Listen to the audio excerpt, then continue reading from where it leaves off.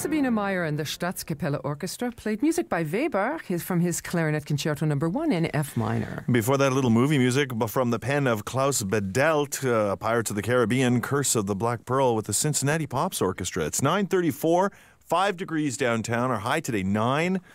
It's supposed to be a mix of sun and cloud, and there is a chance of showers this morning. I'm Mike Duncan here with Gene Stillwell. Group of 27 Chamber Orchestra, under the direction of Eric Paetkau, is presenting World to World. A fascinating musical voyage is Group of 27's first Pay What You Can orchestral concert of 2014-15.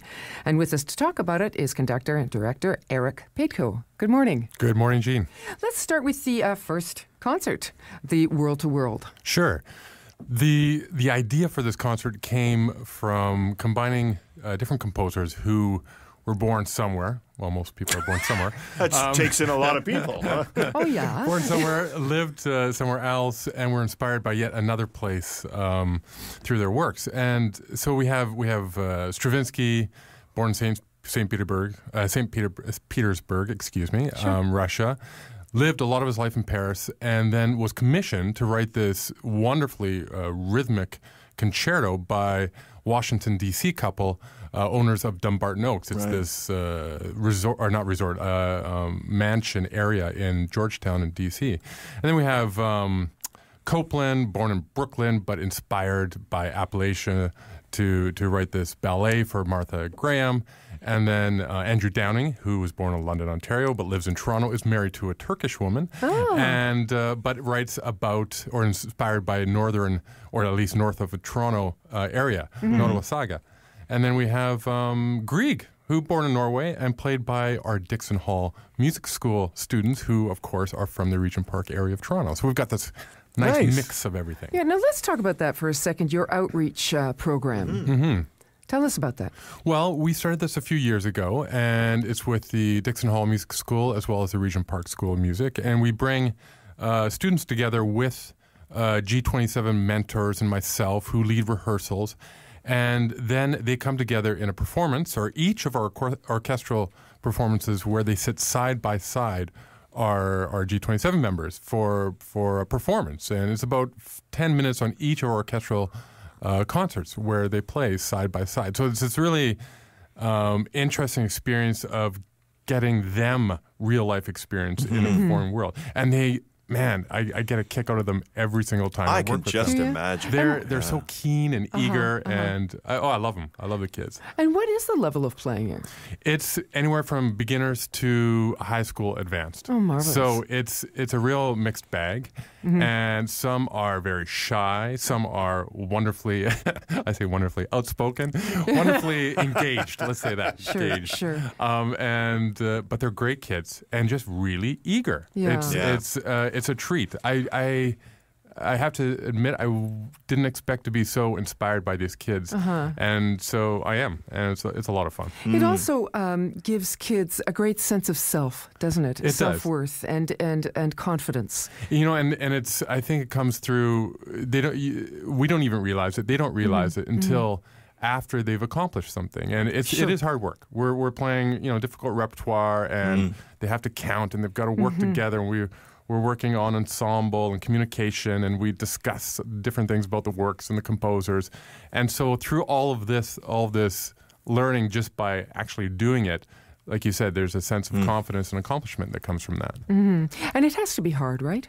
It is. It has to be a challenge. Exactly. And that's why it's more rewarding then in the end. Yeah. Now, also, a thing that I find fascinating here is that you do a concert where it's the audience choice what concerto you play? Yeah, what symphony we play. Yeah, now you give them a list, right? It's not like random. Well, not exactly, but the movements are a bit random. We tried this for the first time in this last May, and it was a success. So we're doing it again this year, where we put 4 symphonies, different symphonies, on the stands of the players. I turn around, I ask the audience, okay, what movement do you want to hear?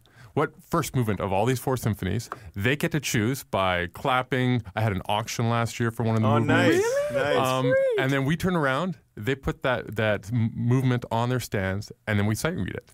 And these musicians, I mean, they're TS players, COC players, yeah, the best. You've got the best players in the city, don't you? And that we look at you. And there's this sort of edge of the seat feeling. Oh yeah, where it's electrifying.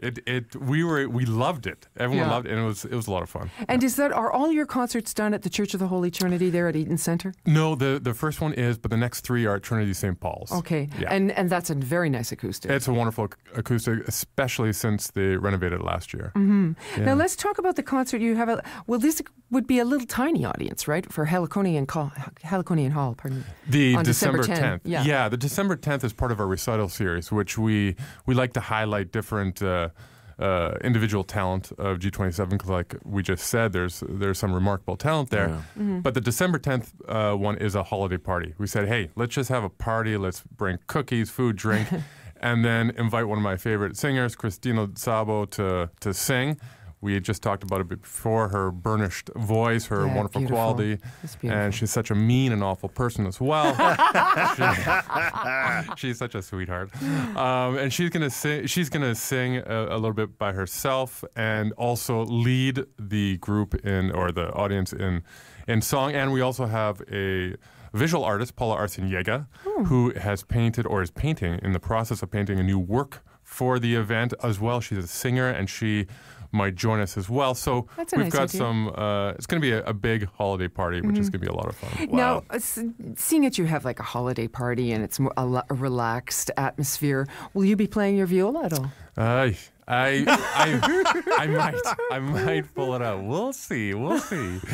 That's been the idea has been presented, so we'll see. Right. What else are you doing? Well, me specifically avoiding the viola. Yeah, exactly. Not doing your that best thing. to avoid the viola. Exactly. Not an easy instrument to make beautiful. Yeah. But when it is, oh my goodness. No, it's great. I have to admit, I haven't touched it in a while. But if I do bring it out, I'll practice. Mm-hmm. I'll practice. Yeah. And you've got an April 17 concert called Disquiet. Yeah, and January 30th as well. And then January 30th is The Journey. It's called. There's a wonderful mix of music, Beethoven, Mozart, and other things. April, we have Sarah Jeffrey, principal oboist of the Toronto Symphony, is playing the Mozart Concerto. January, Etsuko Komura is playing the Dvorak Romance. So we've got some good stuff lined up for the year. Thank you for coming in, Eric. We really appreciate that. Thank and we you. wish you all the best with this concert. Sounds like a lot of fun. Thank you for having me. We've been speaking with director-conductor Eric Paetkau about the Group of 27's World to World, a fascinating musical voyage, which is their first Pay What You Can orchestral concert of 2014-15, taking place on November 7th at 8 p.m. at the Church of the Holy Trinity, just behind the Eaton Centre. If you want more information, you can go to groupof27.com. Thanks, Eric.